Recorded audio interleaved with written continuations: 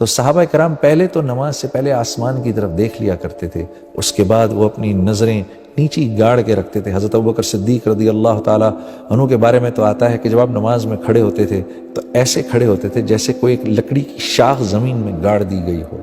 اس ادب و احترام سے نماز میں کھڑے ہوا کرتے تھے۔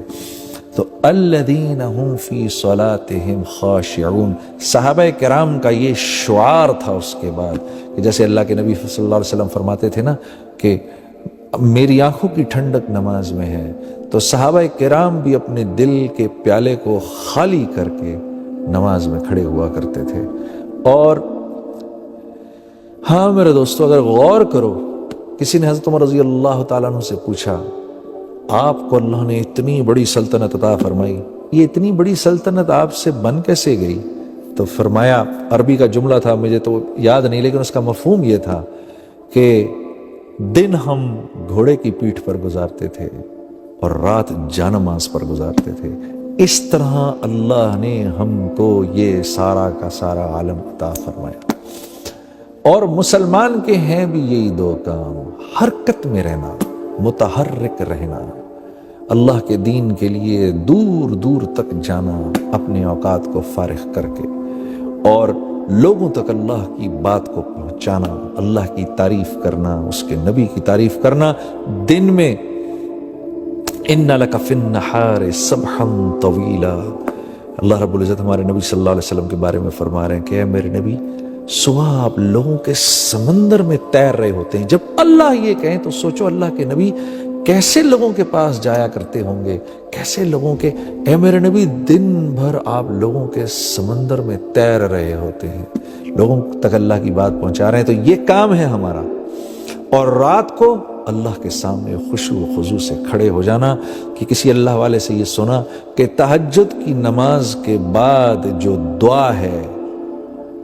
وہ ایسی پر اثر ہوتی ہے کہ جیسے کوئی تیر انداز نشانے پر اپنے تیر کو مارے، ایک انتہائی شاطر تیر انداز اپنے تیر کو نشانے پر مارے تو وہ نشانے پر جا کے لگے، ایسی دعا اللہ کے ہاں قبول ہوتی ہے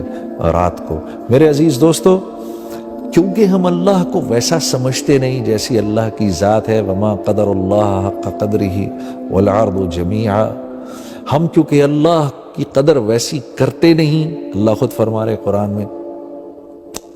تو اس وجہ سے اللہ سے ویسا تعلق بنتا نہیں۔ جب اللہ سے ویسا تعلق بنتا نہیں تو پھر ہم اپنی ضروریات،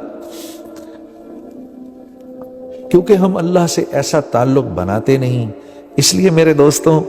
دل اللہ کی ذات کا تاثر بھی نہیں لیتا، اور انسان کی ہر ضرورت اللہ سے جڑی ہوئی ہے، انسان کی ہر ضرورت جو ہے وہ اللہ سے جڑی ہوئی ہے۔ دیکھیے یہ آنکھیں ہیں میرے پاس، میں ان سے دیکھتا ہوں،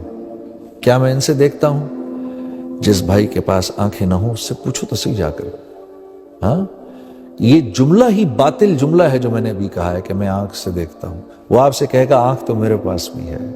آنکھ سے نہیں دیکھتے، اس میں اللہ کا امر ہے میرے بھائی، جس سے تو دیکھتا ہے میرے لیے وہ امر نہیں دیکھنے کا ہے تو نہیں دیکھ سکتا، آپ کے لیے دیکھنے کا ہے تو آپ دیکھ سکتے ہیں۔ آنکھ تو میرے پاس بھی ہے،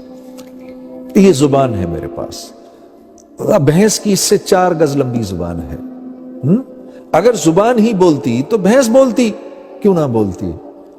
زبان نہیں بولتی۔ جو میرا بھائی بول نہیں سکتا اس سے پوچھو، وہ کہے گا دیکھو زبان میرے پاس بھی ہے، زبان نہیں بولتی، اس میں چھپا ہوا اللہ کا امر ہے جس سے آپ بولتے ہیں، آپ کے لیے امر ہے، میرے لیے نہیں۔ اللہ الذی خلق 7 سماوات ومن الارض مثلہن یتنزل الامر بینہن